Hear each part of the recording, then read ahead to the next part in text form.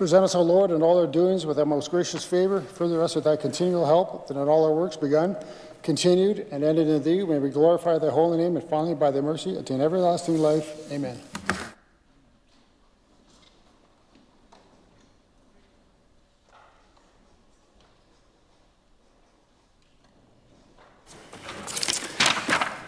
Presenting petitions, recognize the member for Bigger, Sass Valley.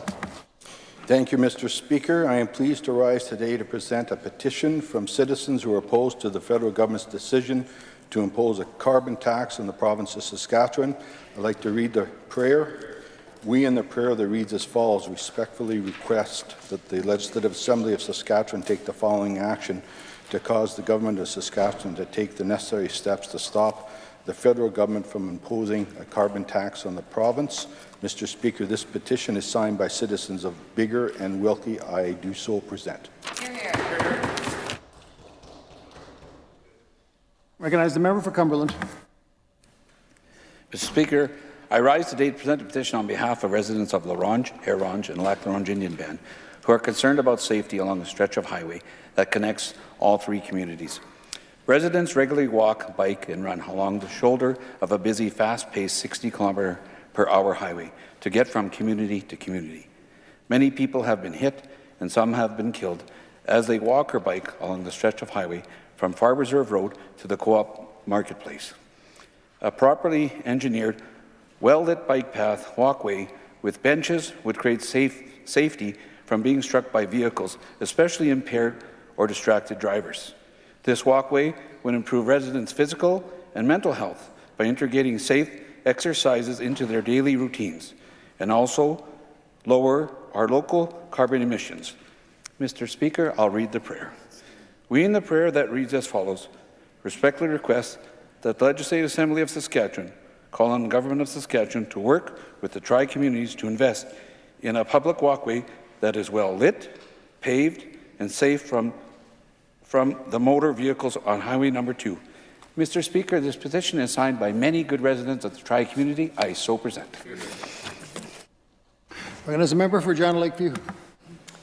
Thank you, Mr. Speaker. I rise today to present a petition calling on the Sask Party government to properly resource our classrooms. Those who have signed this petition wish to draw our attention to a number of points. It's that the Sask Party government's cuts mean falling per student funding and fewer supports for students who need a little extra help. That the Sask Party government cuts leave educators without the resources that they need to support student learning, and that the Sask Party is ignoring overcrowding in our classrooms by refusing to track and report on classroom sizes. Mr. Speaker, we have classrooms with 30 and 40 and 50 students in a single classroom. We have buses with 3 to a seat, and we have dozens of schools over 120% capacity. This was an issue before the pandemic, Mr. Speaker. This is definitely going to be an issue when schools resume in the fall. I'll read the prayer.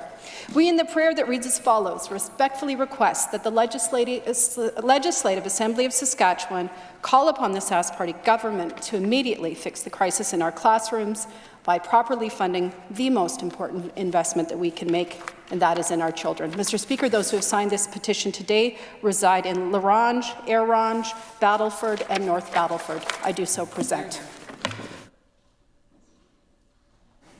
Recognize a member for Saskatoon-Newtana. Thank you very much, Mr. Speaker. I'm rising today to present a petition calling for a moratorium on logging in the Nesson Lake area.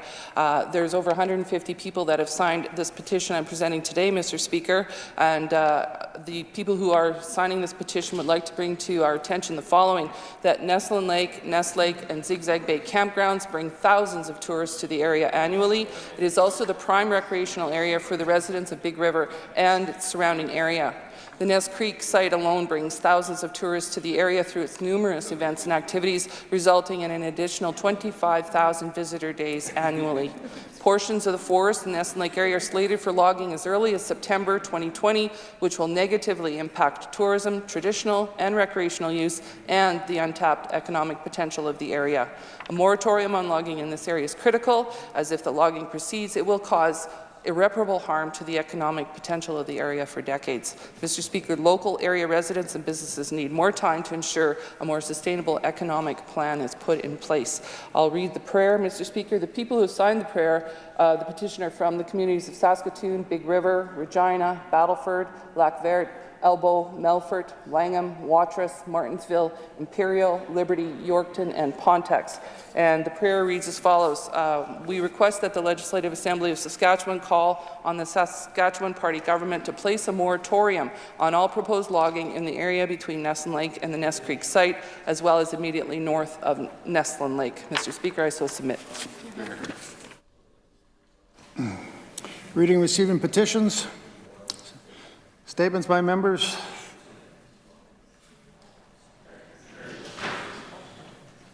Recognize the member for Moose Jaw Waccamaw. Thank you, Mr. Speaker. For over 40 years, the Canadian Forces snowbirds have inspired and entertained citizens from coast to coast to coast. With the arrival of COVID-19 in our country, the snowbirds took flight in hopes to raise spirits across Canada. Mr. Speaker, Operation Inspiration was a unique mission and was meant to be a cross-country flight to salute Canadians for doing their part to fight the spread of COVID-19.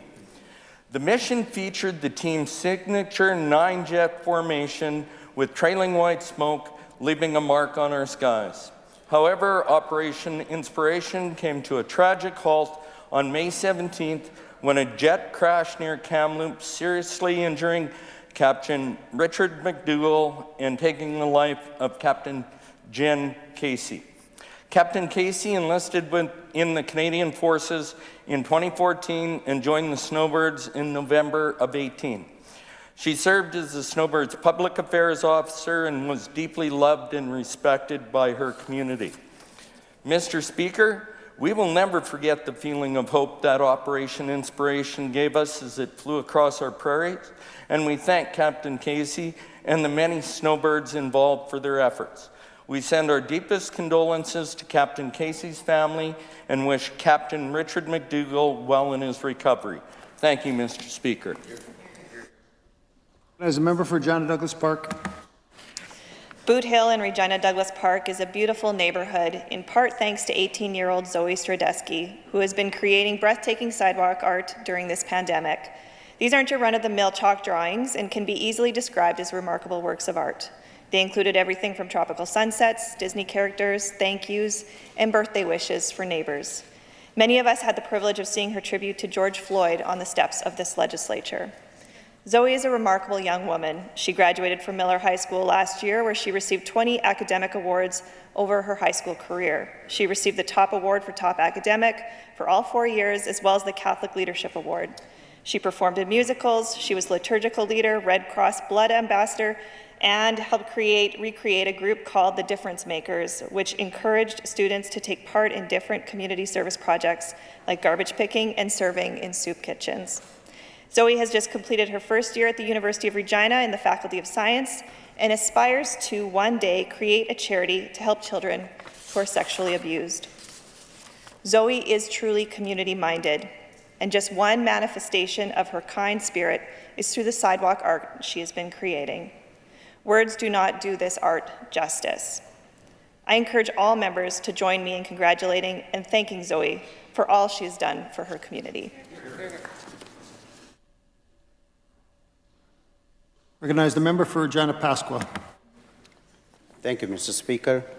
Mr. Speaker, Harbour Landing Village is a private, locally owned seniors' home here in Regina. When the pandemic arrived, many staff knew that the best option to keep their residents safe was to simply become their neighbors.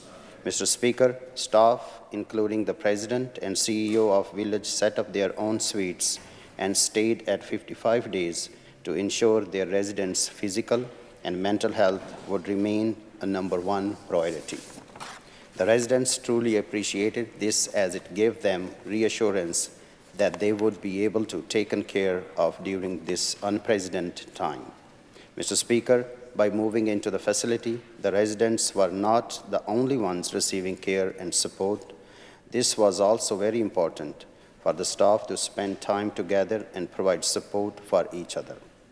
By living in the village, the staff were able to get to know each other and their residents on a deeper level, truly making the village a community. Though they missed their families deeply, they knew the decision to move into their own suites was definitely the right call. Mr. Speaker, I now ask all members to join me in thanking Jason Anderson, Tracy Thompson, and the entire staff of Harbor Landing Village for going above and beyond for their residents. Thank you, Mr. Speaker.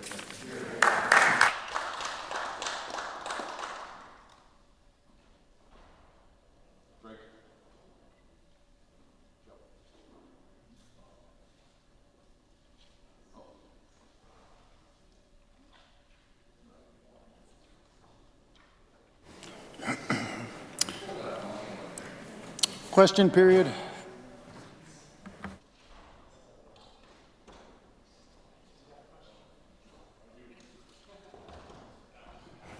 Recognized Leader of the Opposition. Thank you, Mr. Speaker. This past fall, the Premier announced he was hiring Stephen Harper for $240,000 to give him economic advice on his new so-called growth plan. Instead, Mr. Harper may be providing advice on their plans for cuts and for increases in taxes for working families in Saskatchewan, Mr. Speaker. This government that has presided over the largest tax hike in the history of the province may not need that advice, but that seems to be what Mr. Harper has in mind. He said in the Wall Street Journal, and I quote, "A crisis, as bad as it seems at the time, is actually the easy part for those in public office."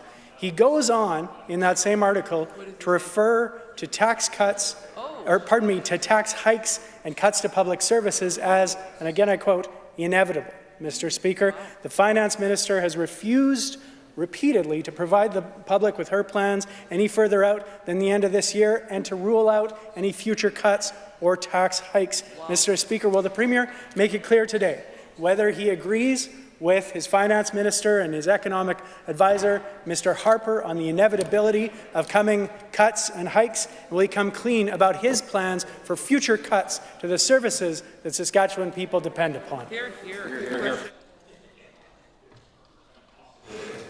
Recognize the Premier. Thank you very much, Mr. Speaker. As we have indicated, that we are taking a very aggressive stance with respect to our international engagement that we have, Mr. Speaker. We are an exporting province. We export to over 150 countries each and every year. It is essentially the source of our wealth in this province, as we sell things like agri-food products, potash, uranium to places to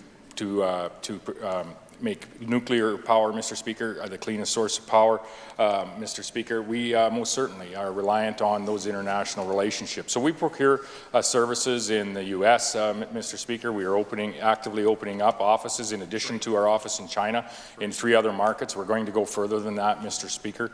And we do have procured Harper & Associates to help us with some of the relationships, to leverage some of the relationships that the former Prime Minister has had around the world, Mr. Speaker. Most notably, we have had some challenges in China for a number of reasons, and we have exported traditionally a significant amount of raw product to China, Mr. Speaker. India is a market of interest for us, as is the European Union, Mr. Speaker. One of the architects of the Comprehensive Economic Trade Agreement, the CETA agreement in the European Union, was under the Harper administration, Mr. Speaker. We're up drastically in that market. That is a good thing for Saskatchewan agri-food producers. Mr. Speaker, we're going to continue to use every opportunity and every option we have to increase the export opportunities that we have around the world on behalf of the hardworking people of this province.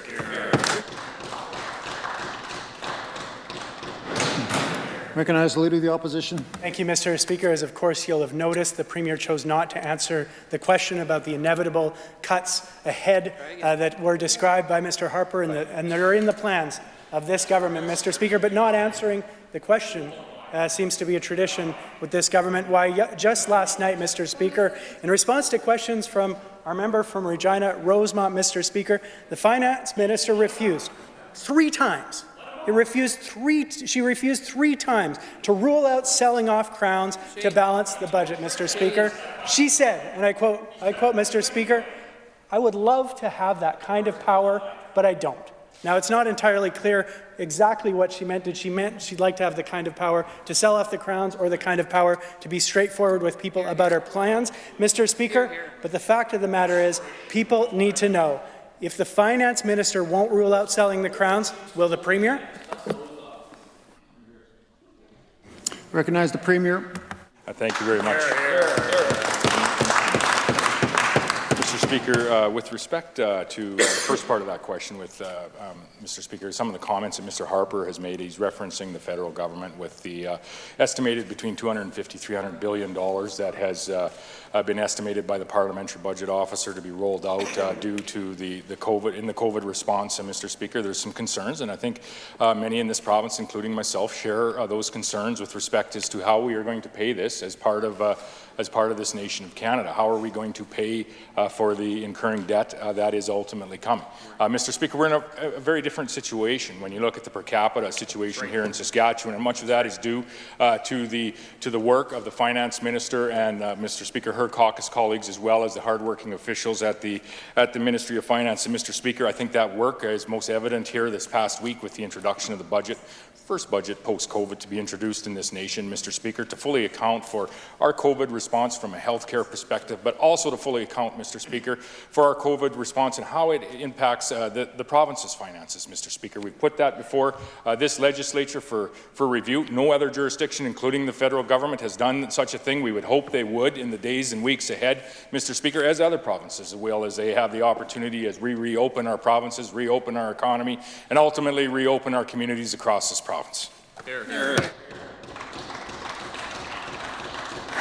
Recognize the Leader of the Opposition. Wow, Mr. Speaker, the question was clear. The Finance Minister wouldn't answer it last night 3 times, and now the Premier didn't either. Will the Premier unequivocally state that he will not sell off Saskatchewan crowns, or will he tell us which crown he plans to sell off first? I recognize the Premier. You're a desperate. There's legislation in place, Mr. Speaker, that both of these parties have agreed to. Mr. Speaker, as long as that legislation is in place, Mr. Speaker, this is government that will be following that legislation as well as other rules across as well as the other pieces of legislation that have been introduced, supported by this government, Mr. Speaker, and the laws of the land. When it comes to the finances of this province, Mr. Speaker, and how we have responded to the challenge that we have all faced in how we're responding to COVID. I'm very proud of the budget that the Minister of Finance introduced earlier this week, Mr. Speaker, a budget that once again increased our healthcare funding. Most particular importance in there, Mr. Speaker, was the increase to the mental health and addictions funding, Mr. Speaker. We look at the education budget, once again the largest education budget on record, ensuring that we are fully funding the teachers' collective bargaining contract that is in place, Mr. Speaker. We look at our social services funding, Mr. Speaker, yet again up, addressing the needs of the most vulnerable in our society, Mr. Speaker. On top of that, we put in a booster shot, an injection, Mr. Speaker, a capital injection of $2 billion to ensure that we can foster the recovery of the economy in Saskatchewan, get people back to work in these communities, Mr. Speaker, and get back to some semblance of normalcy, Mr. Speaker, a growing and prosperous economy, adding jobs and adding people to the province like we have for the last dozen years. I recognize the Leader of the Opposition. As long as the legislation stays in place, Mr. Speaker, what does that mean? We have the Deputy Premier here who brought in Bill 40, who had his 2-step plan to sell off SaskTel and other crowns. They used that to get rid of STC. How stupid does the Premier think the people of Saskatchewan are that they would believe this one more time? Brad Wall lied to the people of Saskatchewan about Crown Corporation. Remind the Leader of the Opposition, dangerously close, this is an honourable place. Don't refer the people of this province as stupid. Recognize the Leader of the Opposition. I think the people of Saskatchewan are smart enough to not trust this Premier with the Crown Corporations because, once again, a straightforward question. He refuses to say anything but as long as the legislation lasts, as though people in this room don't understand that that legislation can be changed. Mr. Speaker, can we get a straight answer from the Premier for once? Recognize the Premier. in Pembroke. Thank you very much, Mr. Speaker. Mr. Speaker, this is a government that I think approaches the people of this province with great respect and great humility, as we have the honour of representing the vast majority of the people in the province, Mr. Speaker. If you look at the makeup of the House, and Mr. Speaker, we're going to continue to listen to the people that we represent, as well as all of the people across Saskatchewan, Mr. Speaker, like we did in the case of Bill Ford. We listened to the people of Saskatchewan, we took their direction, and we made the appropriate changes. Mr. Speaker, we've done that very same listening procedure throughout how we have responded to the global pandemic and the spread of the COVID-19 virus, Mr. Speaker, both with the restrictions that went into place, Mr. Speaker, also with the resources that this government provided to the people of the province, and most notably and most recently, Mr. Speaker, was with how quickly and how urgently, Mr. Speaker, and how safely we were able to reopen not only the economic drivers of our communities, Mr. Speaker, but also open up the communities themselves so that people can go out to the parks, Mr. Speaker, and their children can use the playgrounds, so that people can get to the lake, so that they can go on the beach, Mr. Speaker. We most certainly will be, in particular in the next number of months, continuing to approach the people of this province with the humility and the respect that they deserve, Mr. Speaker, and we look forward to asking them for their support very, very shortly. Recognize Leader of the Opposition. Thank you, Mr. Speaker. It's amazing that this Premier can make Elwyn Hermanson look like a faithful defender of the Crowns. As long as the legislation is in place. Brad Wall lied to the people of Saskatchewan and sold off SDC, brought in Bill 40 and his two-step plan. Members on this side, members in this room met with buyers for SaskTel. But this Premier won't give us a straight answer because he doesn't want people to know his plans. Which Crown does the Premier plan to sell off first? Hear, hear, hear. Recognize the Premier. None of them. Recognize Leader of the Opposition. Mr. Speaker, I'm sure. Show the people afterwards. Mr. Speaker, I'm sure the people will be inspired by that vigorous defense and absolute refusal to make it clear that Crowns are not for sale. Mr. Speaker, even in times like these, when this government is plotting serious cuts to services, is plotting the sale of Crowns, Mr. Speaker, as they're having to, according to them, take those austerity measures, they're still going to find a way, Mr. Speaker. We know they'll still find a way to funnel public money to their friends and donors, Mr. Speaker. That's how they operate over and over again, Mr. Speaker. Yep.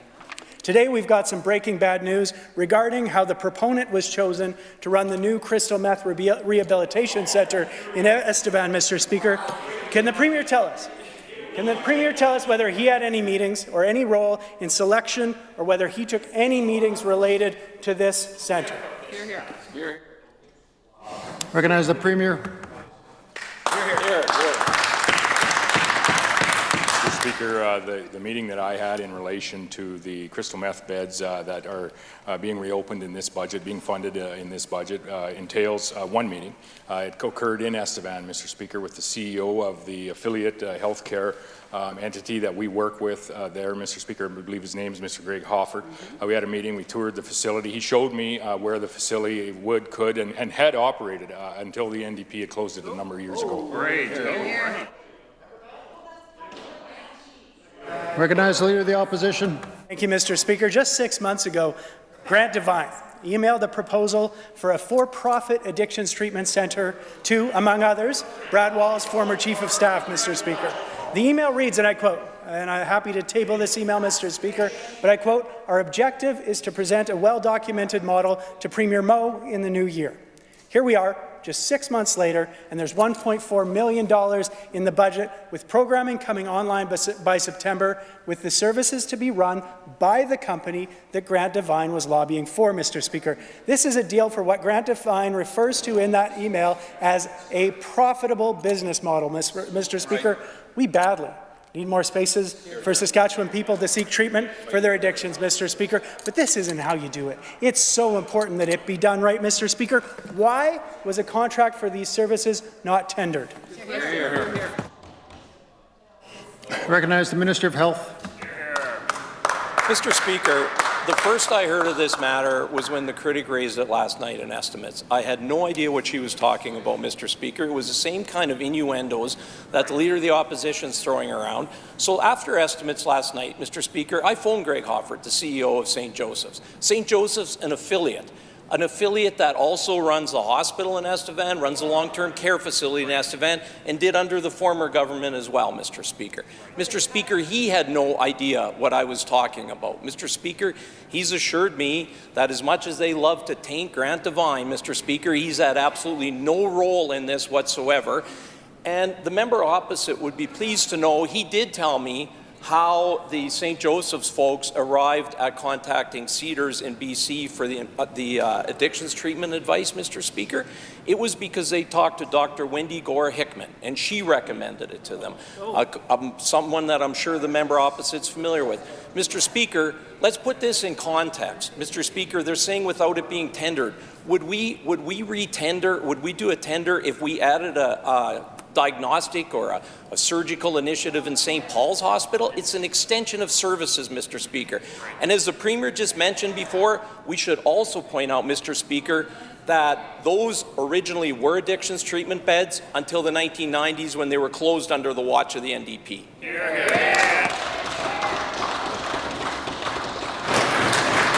I recognize the Leader of the Opposition.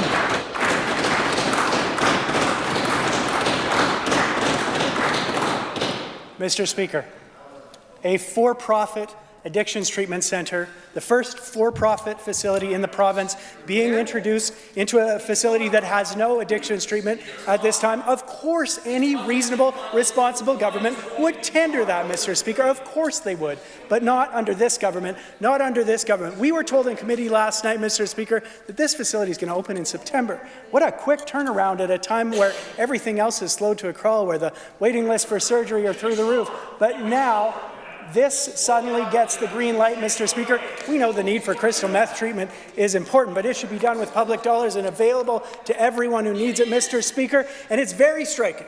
It's very striking that after call in this House, call after call from our addictions critic, call after call from folks advocating in the province for addictions centres for crystal meth treatment, nothing. But when Grant Devine asks for 20 beds, Grant Devine gets 20 beds, Mr. Speaker. This is very concerning, Mr. Speaker. Again to the Premier. Again to the Premier. Did Grant Devine or the former Premier Wall's Chief of Staff have any contact with the Premier in the lead-up to this contract being granted? What communication took place between the Premier and the proponents of this arrangement? Recognize the Minister of Health. Mr. Speaker, the CEO of St. Joseph's, Greg Hoffert, has assured me that Grant Devine had absolutely no role in this, Mr. Speaker.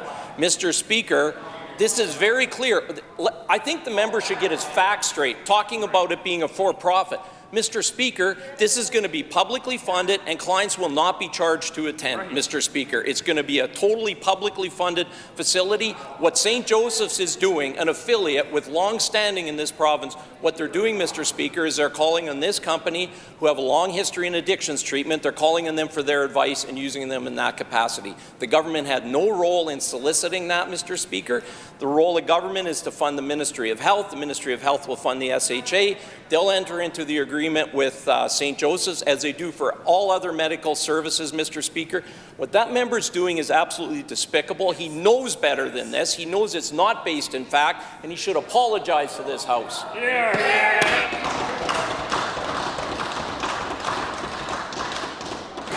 Recognize the Leader of the Opposition. The email's right here. Mr. Speaker, the email is right here. Mr. Devine was shopping this project around for months and months. It says right here in the email that his plan was to bring the project to Moe, that was his, to Premier Moe. That's what the email says, and I quote, that was his plan. The question was clear. To the Premier, did you have any contact with Mr. Devine or with any other proponents of this project? Because it sure smells funny when everyone else advocates for crystal meth support, but when Grant Devine advocates for 20 beds, 6 months later, there's 20 beds.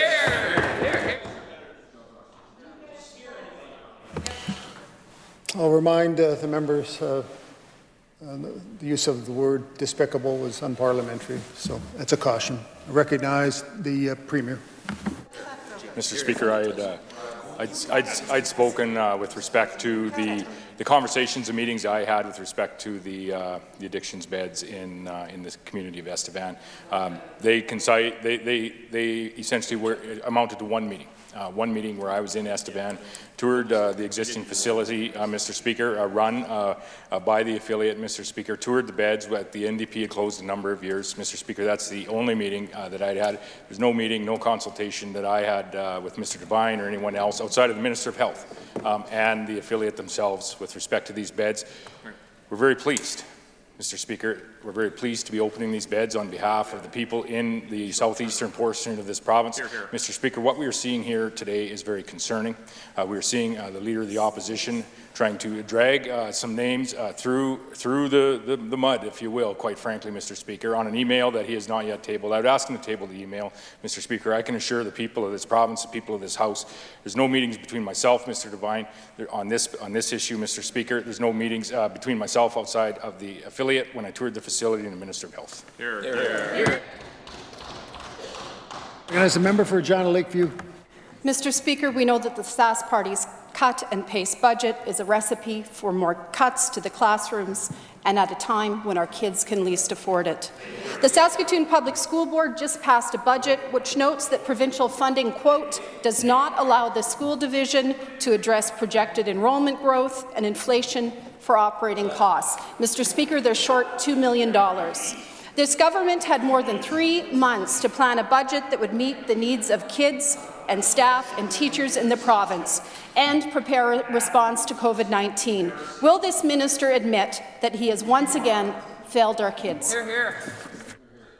Recognize the Minister of Education. Thank you, Mr. Speaker.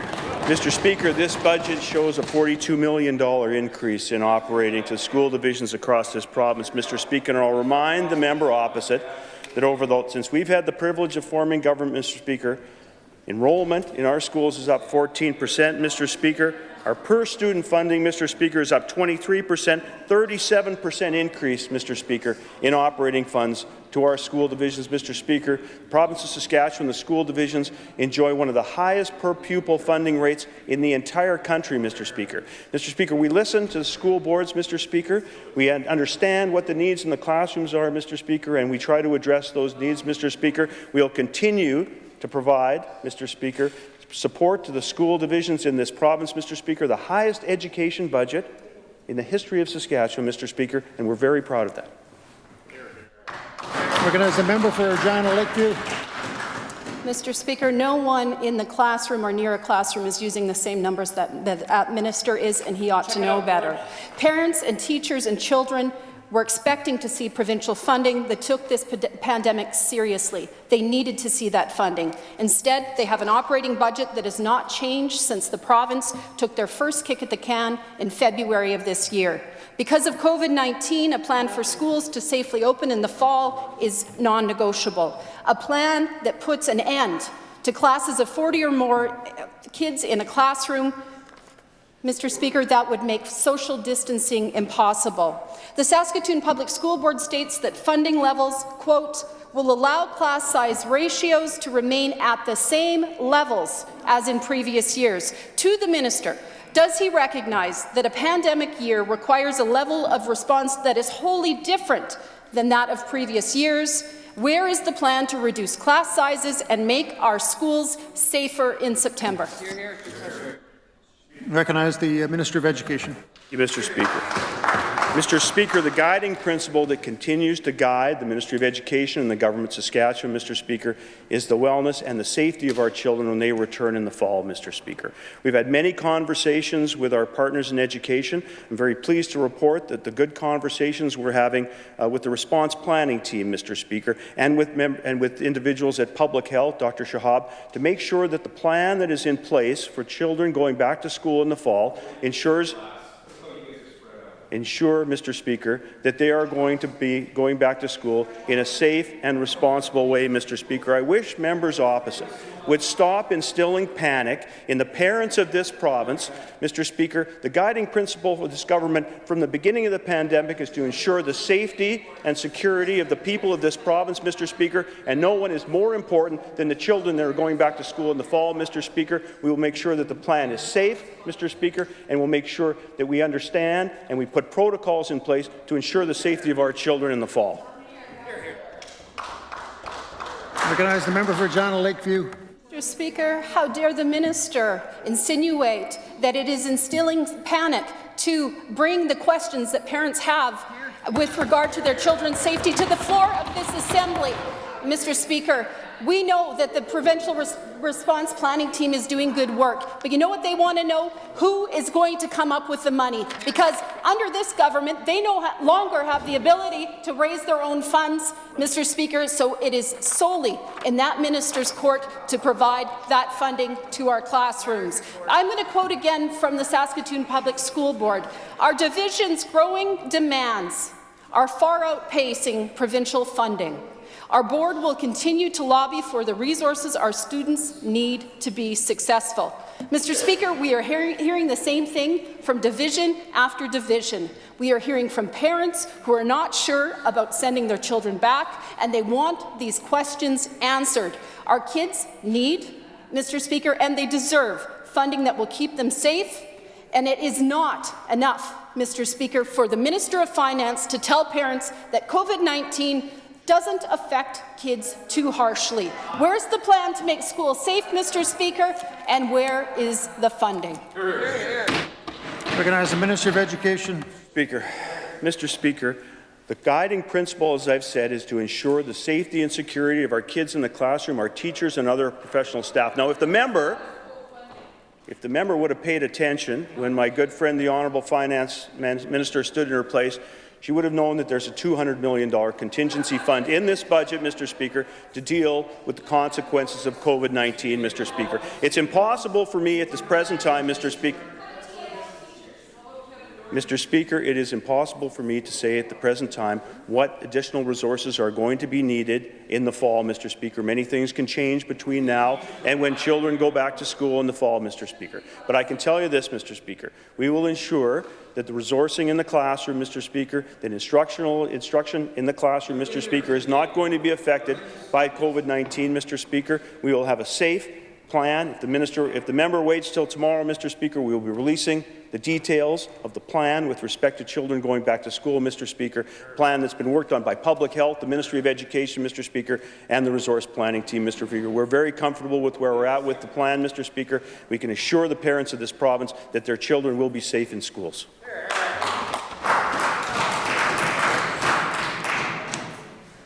Ministerial statements.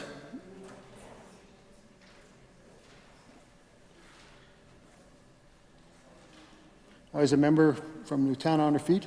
Thank you, Mr. Speaker. I request leave to move a motion under Rule 61. Members requested leave for Rule 61. Is leave granted? Leave is not granted. Ministerial statements. Introduction of bills.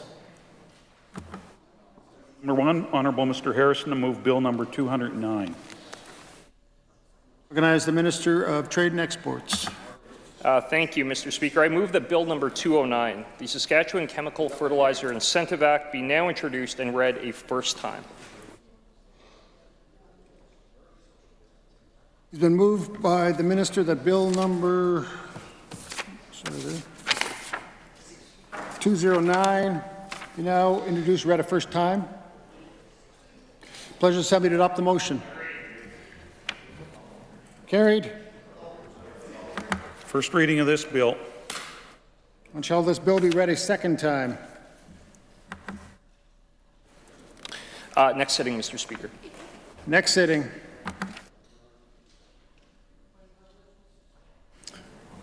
Why is the member on her feet? Point of privilege, Mr. Speaker. What's your... you needed to give the Speaker's office notice for a point of privilege. What's your point of order? Mr. Speaker, pursuant to Rule 61, when a member asks for requests to move the motion, there is to be an opportunity for the member to actually read the motion before the Assembly decides whether they support the motion or not.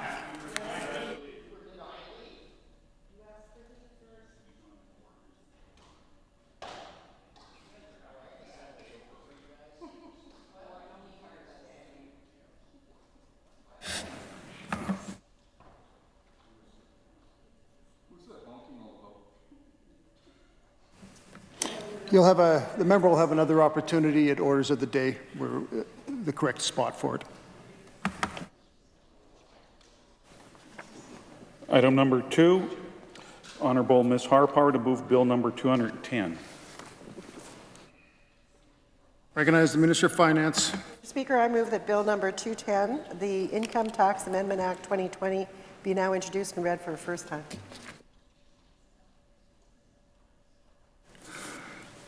It's been moved by the Minister that Bill number 210 be now introduced and read a first time. Pleasure of the Assembly to adopt the motion. Carried. Bill. When shall this bill be read a second time? Recognize the Minister. Of the Assembly. Next sitting. Number 3, Honourable Ms. Harpauer to move Bill number 211. Recognize the Minister.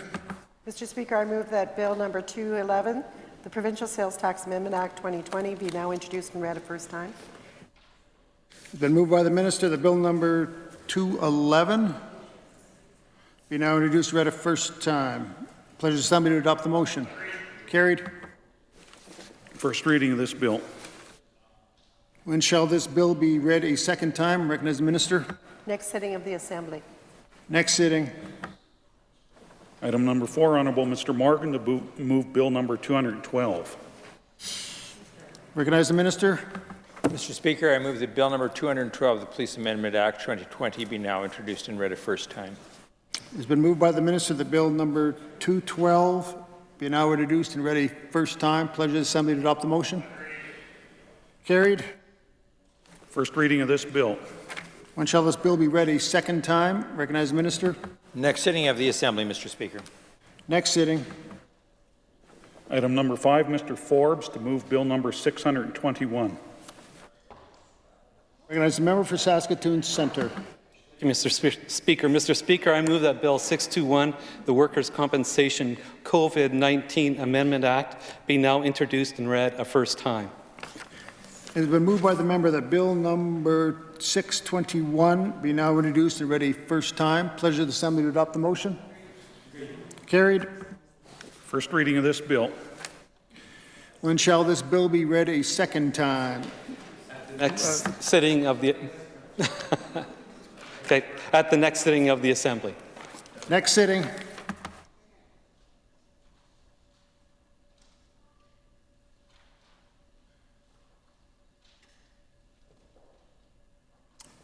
Presenting reports by standing and special committees.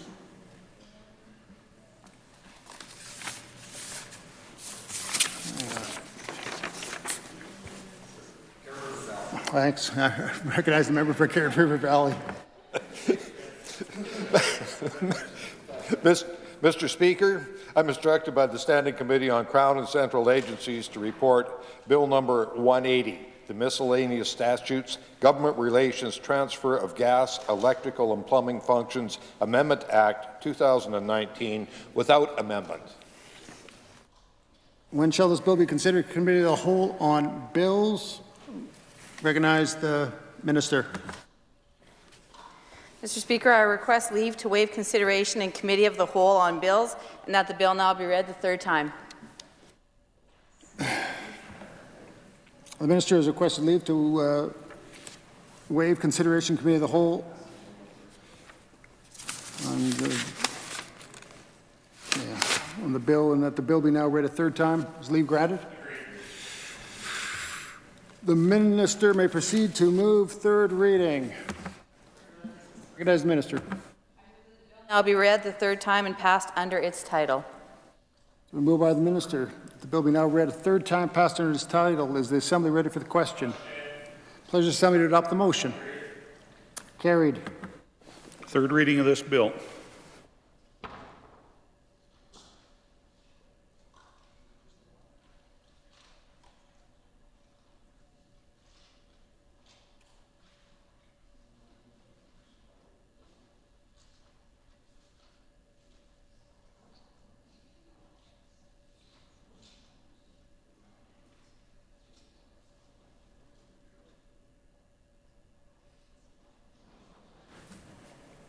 Orders of the day.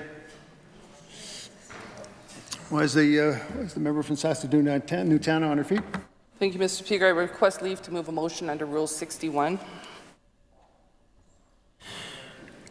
Will the member briefly state the purpose of the motion and read the text of the motion? Thank you very much, Mr. Speaker. As you know, there's a call for fair collective bargaining for Saskatchewan workers. We see in the Unifor FCL dispute that it needs to be brought to an end. Our leader and our party have repeatedly called on the Premier to recall the legislature to pass legislation that would force an end to the lockout and a final resolution through binding arbitration. And Mr. Speaker, this lockout has gone on far too long. The special mediator should have been appointed sooner, and when it became clear there would be no negotiated solution after Vince Reddy's report, the Sask party should then have imposed binding arbitration. This shows a lack of leadership, and the impasse continues with negative impacts on our province, the City of Regina, and those hundreds of families. So, Mr. Speaker, I think we should call for a debate in this Assembly to talk about moving forward with binding arbitration legislation and get those workers back to work. So I would like to read the following motion, Mr. Speaker. I would like to move, if given leave, that this Assembly calls upon the Government of Saskatchewan to introduce legislation to end the lockout between Federated Cooperatives Limited and Unifor Local 594 and impose binding arbitration on the parties. Member for Saskatoon-Newtown has requested leave to move without notice a motion of urgent and pressing necessity under Rule 61. Is leave granted? Leave has not been granted.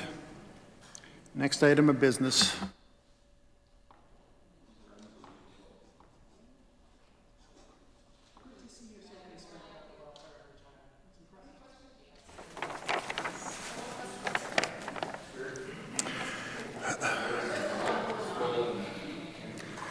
Today, at 10:56 a.m., I received a letter from the Government House Leader, in which he raised the question of privilege, asserting that the member from Newtown was attempting to influence the Speaker's decision on a priority of debate motion request by publicly releasing the letter of that request prior to the Speaker addressing the matter in the Assembly. I've reviewed the case and will now rule on the case brought forward by the Government House Leader. The first matter I will address is the release of the priority of debate request to the public via social media yesterday, June 16, 2020. The request was received at my office at 10:51 a.m. It was subsequently put in the public domain at approximately 11:43 a.m., well before the start of the daily sitting on June 16. The case is an internal matter for consideration of the Speaker, and its public release is highly improper, both as a matter of order and as an interference in the Speaker's consideration of the matter. The member's public release of this letter is analogous to what is stated on page 265 in the 24th edition of Erskine May. It would be a contempt when members are acting in a judicial or quasi-judicial capacity to attempt, by letters, anonymous or other, to influence them in the discharge of their duties. Erskine May more directly states, conduct not amounting to a direct attempt improperly to influence members in the discharge of their duties, but having a tendency to impair their independence in the future performance of their duty may be treated as a contempt. It is my conclusion that the release of the letter into the public domain was meant to pressure the Speaker into making a decision favourable to the member.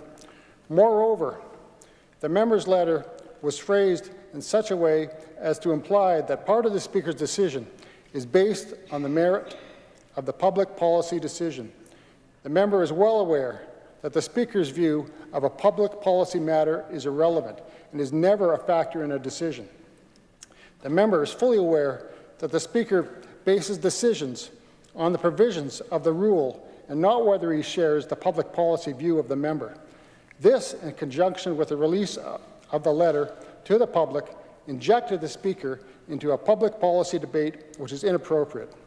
I find that the actions of the opposition House Leader amounted to an attempt to influence, by public pressure, the Speaker's decision to rule on the priority debate request.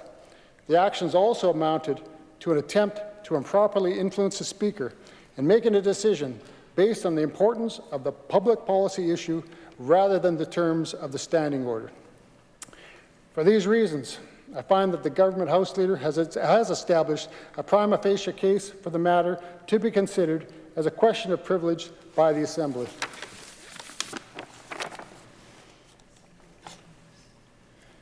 I would also like to advise the Assembly that in accordance with Rule 12 sub 6, there are time limits on debate on the question of privilege motion.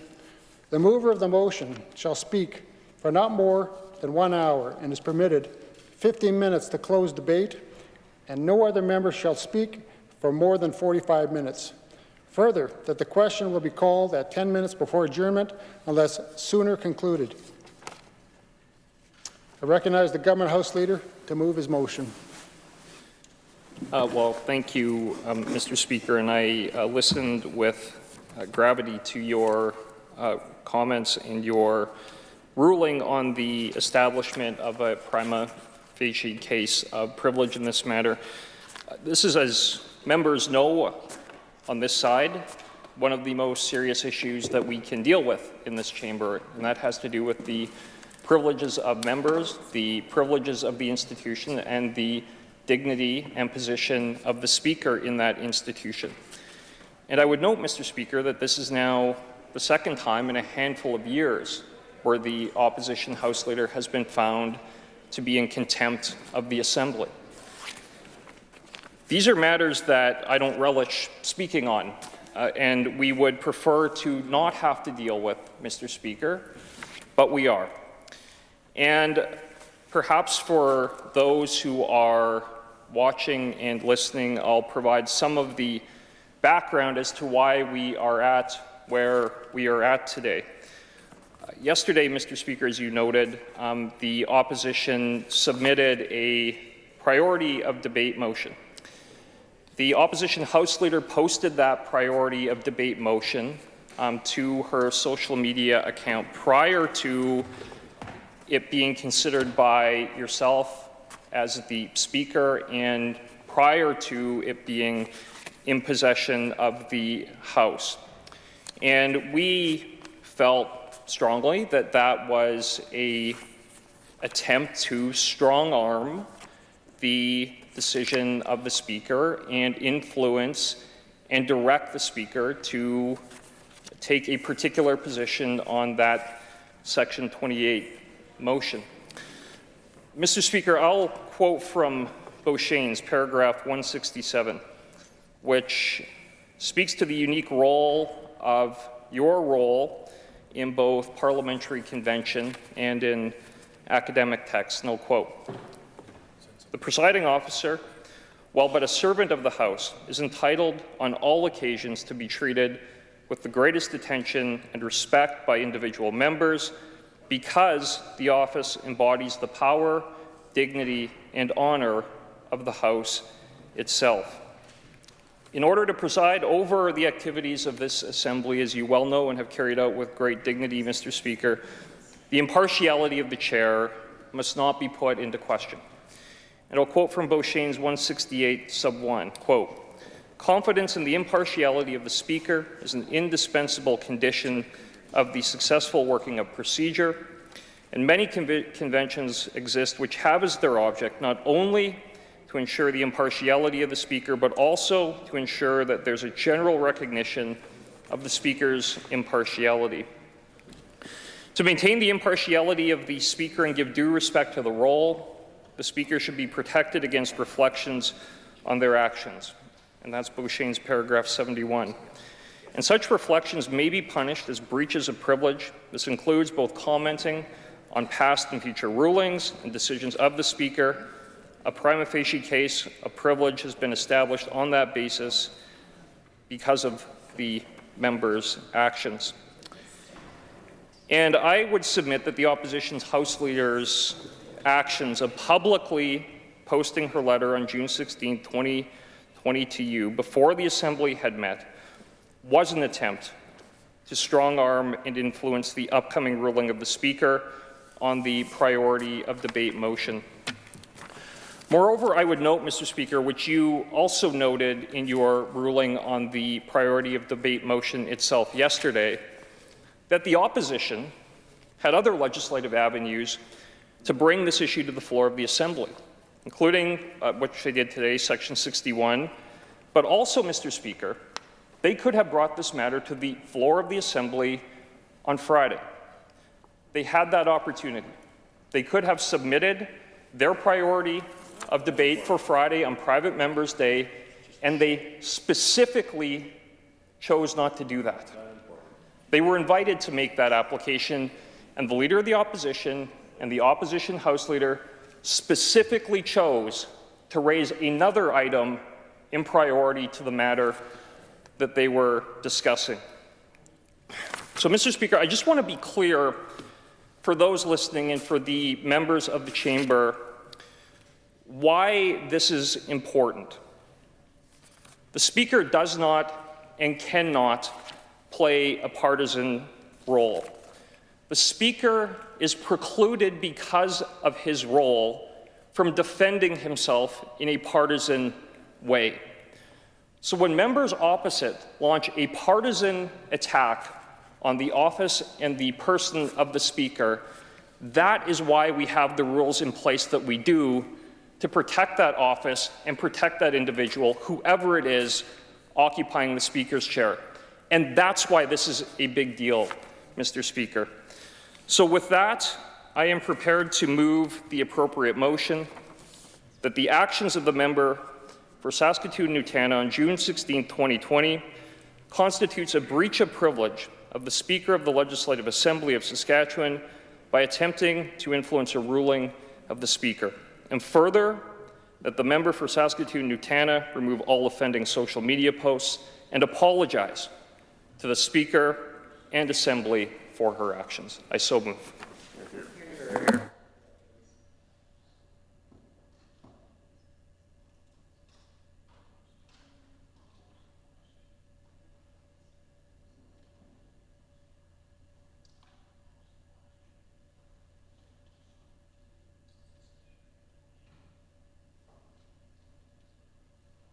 The Assembly ready for the question? Recognize the member for Saskatoon-Nutana. Thank you very much, Mr. Speaker. I'm pleased to have an opportunity to rise and make some comments on these proceedings. I think one of the things I want to say right off the bat is that the labour dispute with Unifor that we see outside this building every day for hours and hours on end, it's been going on for months and months on end. And Mr. Speaker, it's very important that that be actually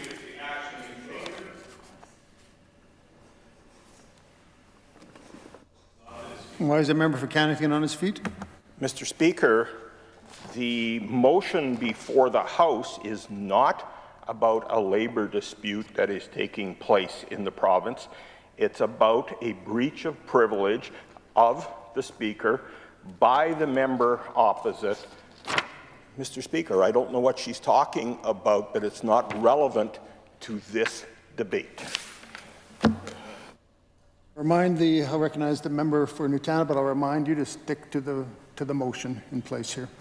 Mr. Speaker, this labour dispute is at the heart of this motion, and it is at the heart of our intentions as the official opposition to bring forward this important issue on the table. We had the opposition or the government House Leader speaking at length about options that were available to us. I'd like to address that as well.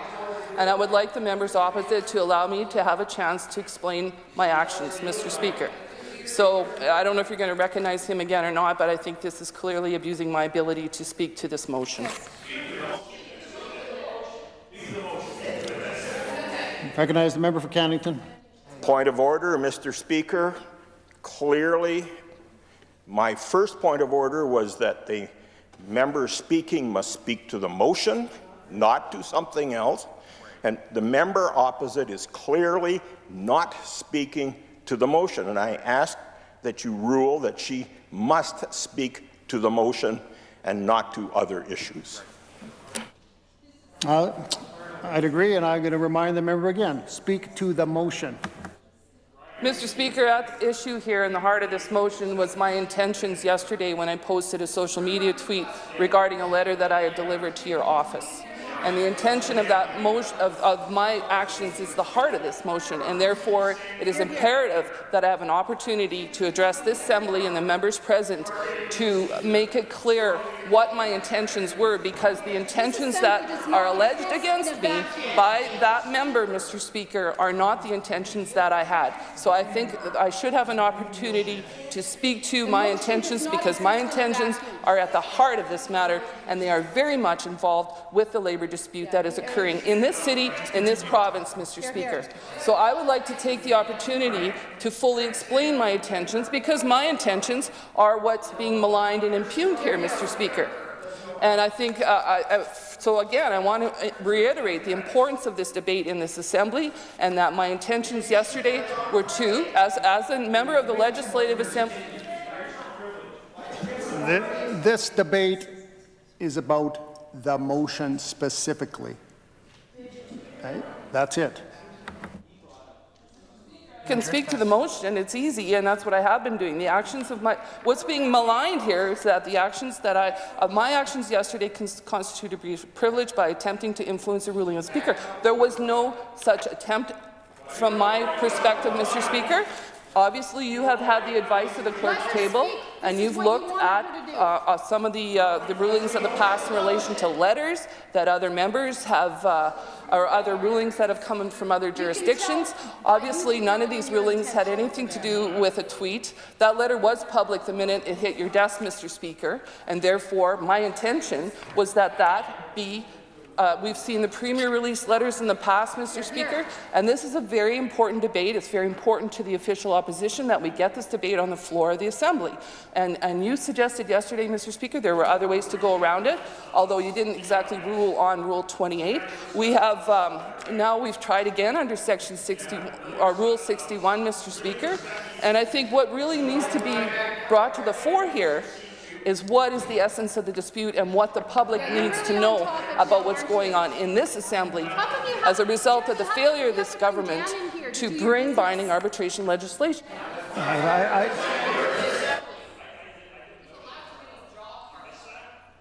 Recognize the member for Cannington.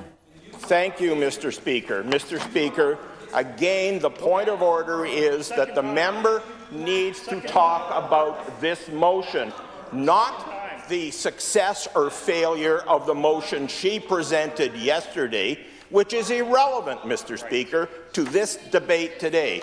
It is about the privilege of the Speaker based on her actions prior to debate in the House yesterday, Mr. Speaker. It's not about any other issue but the actions and the breach of privilege of the Speaker, Mr. Speaker. So again, I ask that the member opposite be restricted to discussing this motion and none other, Mr. Speaker.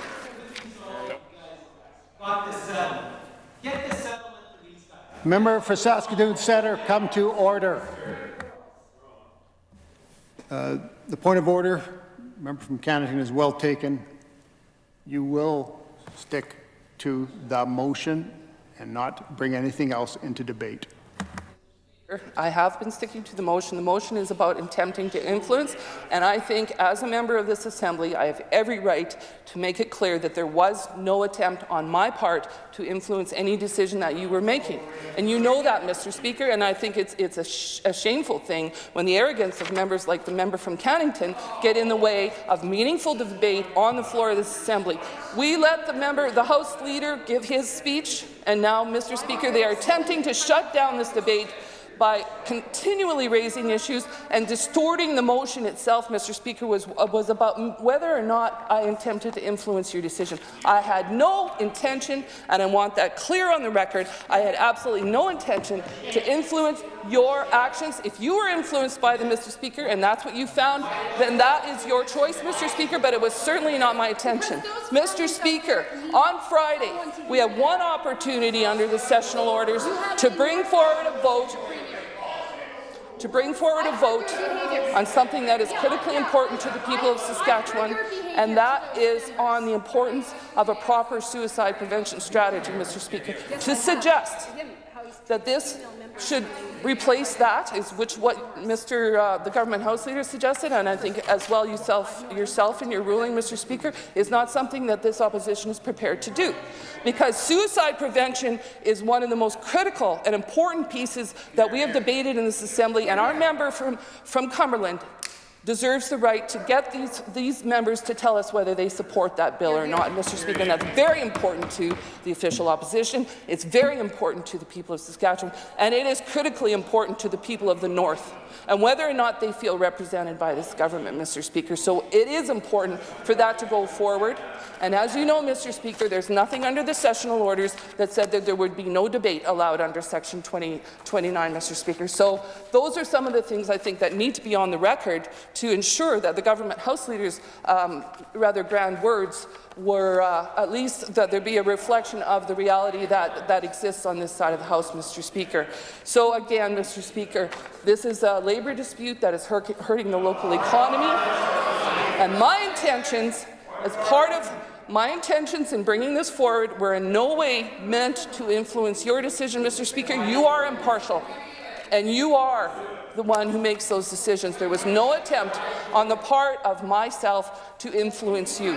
My goal is to ensure that this very important debate happen on the floor of this Assembly. We tried to use the Section 29, we've tried 61, we have other methods, but if this government is afraid to debate this issue on the floor of this Assembly, Mr. Speaker, well, it's shame on them, Mr. Speaker. And again, I assert that my intentions were never in any way whatsoever to influence you as Speaker of the Assembly. None of that was intended, Mr. Speaker, and I'm just telling you that that is the case. So, Mr. Speaker, I think at this point in time, I would like to apologize for the actions, and I will remove those social media posts.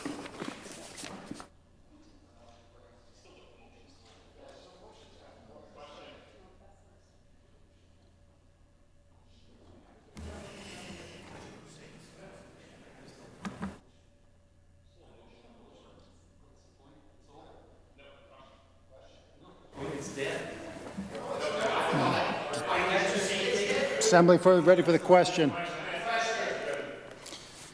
Pleasure of the Assembly to adopt the motion.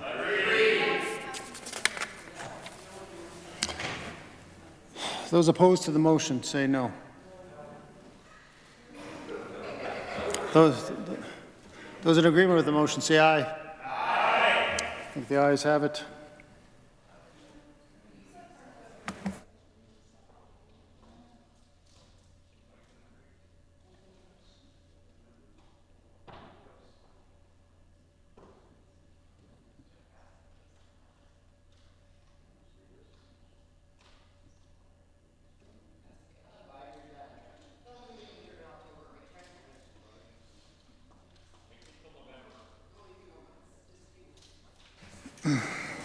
In the middle of the debate, the member did apologize, so that ends the issue, ends the debate. Recognize the Government House Leader. Thank you, Mr. Speaker. In order to facilitate the work of committee both this afternoon and this evening, I move that this House do now adjourn. By the Government House Leader, the Assembly now adjourned. Pleasure of the Assembly to adopt the motion.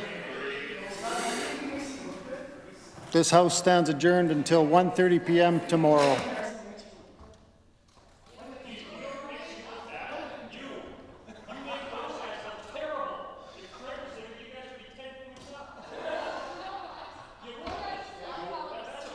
Scott knows what that really was.